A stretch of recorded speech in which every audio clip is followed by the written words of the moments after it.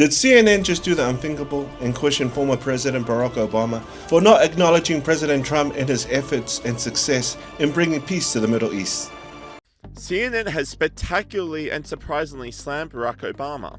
Honestly, it's not unfair to say if President Obama's going to write a whole post about a peace deal, maybe he should acknowledge the president that brokered it. If Donald Trump gets a peace deal, he deserves the credit. The criticism came after the former president wrote a lengthy post on X that celebrated the end of the war but gave no recognition of Donald Trump's pivotal brokering of the deal. The post read, "After 2 years of unimaginable loss and suffering for Israeli families and the people of Gaza, we should all be encouraged and relieved that an end to the conflict is within sight, that those hostages still being held will be reunited with their families, and that vital aid can start reaching those inside Gaza whose lives have been shattered.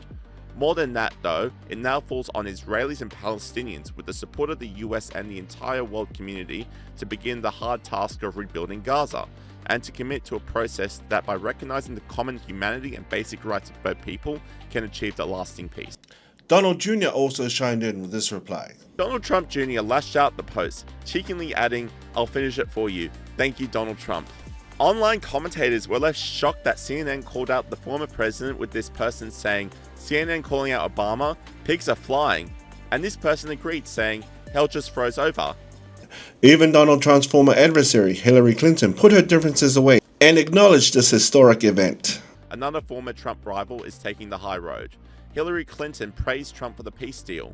It's a really significant first step, and I really commend President Trump and his administration, as well as Arab leaders in the region, for making the commitment to the 20-point plan and seeing a path forward for what's often called the day after. And the mainstream media seemingly have no choice but to congratulate Trump on brokering the deal. We've heard it again and again from a number of people today, really giving credit to President Trump for getting this deal over the finish line. What are you hearing from your sources with regard to President Trump's role in getting both parties to sign off on at least the first phase of this peace plan? Well, certainly this is an enormous moment for the world, but also for this administration, a big win for the president, who has been very personally involved in this, Lindsay. MSNBC doubled down on the praise. Joe Biden could never do that.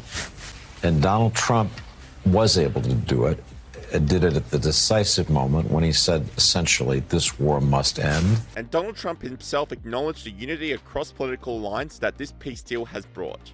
A very special time, and I guess if you read your own papers and your own networks, everybody's very excited about this moment in time. So I'll see you on the plane. I think you're traveling with us, but this is a very special event. They had 500,000 people yesterday and today in Israel, and also the Muslim and Arab countries are all cheering. Everybody's cheering at one time. That's never happened before. Usually if you have one cheering, the other isn't. The other is the opposite.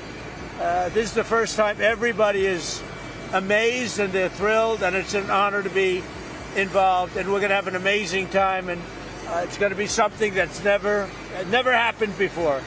So I'll see you on the plane, and we're going to have a good time. Okay, Peter? Nice to see you.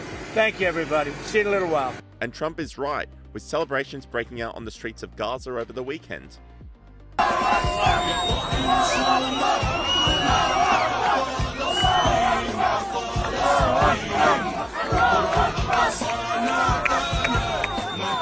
But an end to the war and the release of hostages is not enough for activists of the West, with pro-Palestine protests continuing across the globe despite the peace deal being made, like in Montreal, Canada, where Antifa was chanted. Long live Intifada! Intifada! Intifada! Intifada! Intifada! This commentator said, pro-Palestinian Islamists take over the streets of Montreal, Canada. Despite the war being over, they say their work is not done and the protests will continue. It was never about Palestine. It's about destroying the West. Whether you like him or not, President Donald Trump is doing a phenomenal job. He has helped stop 7 wars in 7 months. Yes, that is America's president, Donald J. Trump.